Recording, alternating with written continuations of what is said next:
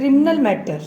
Thus, the position with regard to Section 34 IPC is crystal clear, full stop. The existence of common intention is a question of fact, full stop. Since intention is a state of mind, full stop.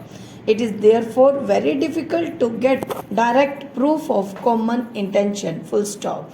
Therefore, courts in most cases have to infer the intention from the act or conduct of the accused or other relevant circumstances of the case, full stop.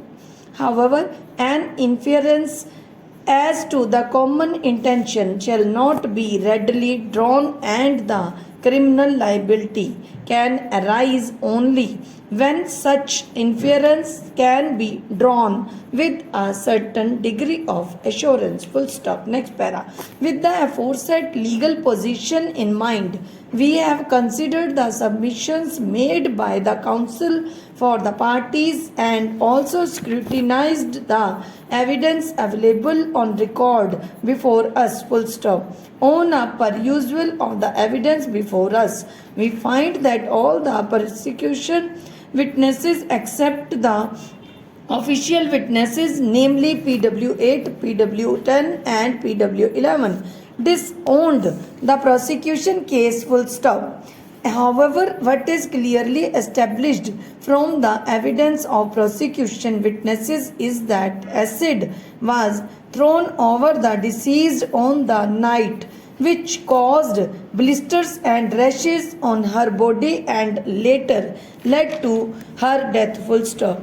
This fact finds corroboration in the dying declaration given by the deceased, wherein the deceased had categorically stated that on the night accused number 1 and the appellant had entered into her house and poured a watery substance over her from the pot which the accused number 1 was carrying in his hand, full stop.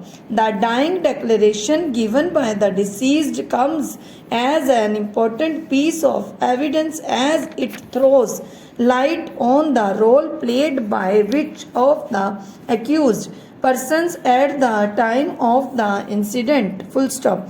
After a careful reading of the dying declaration, what comes out to the fore is that it was accused number 1 who had carried the vessel containing the acid and who had actually thrown the acid on the deceased, full stop. The deceased in her dying declaration and had attributed the act of carrying the vessel containing the acid and throwing the contents thereof on her, full stop. From the dying declaration as on record before us, it is clearly established that the appellant was present at the time of the incident, full stop. However, what needs to be ascertained is whether the appellant herein shared an intention common with the accused number 1 so that he may be convicted under section 302 IPC by invoking the aid of section 34 IPC, full stop. Next para. To find answer to his question, we need to revert back to the dying declaration of the deceased, full stop. In her dying declaration, the deceased has imputed the acts of entry into her house and physical presence at the time of the incident to the appellant without anything more, full stop. No other overt act save as mentioned above has been imputed to the appellant by the deceased, full stop. It has also not come in evidence before us that the appellant tried to gag her mouth or overpower the deceased in any other manner so as to facilitate the pouring of acid on her by the accused number 1, full stop.